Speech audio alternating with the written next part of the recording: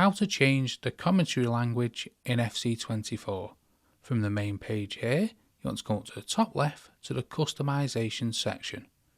Now we're in the customization section, you want the main settings. Now from the main settings, you want game settings.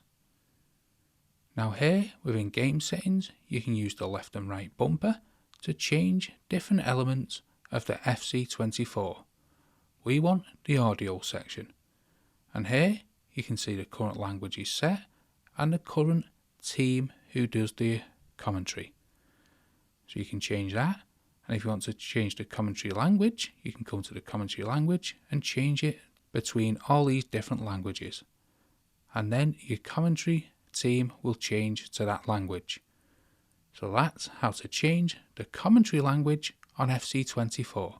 Hope you found that video helpful. If you did, smash the like, smash the subscribe, and most of all, thanks ever so much for watching.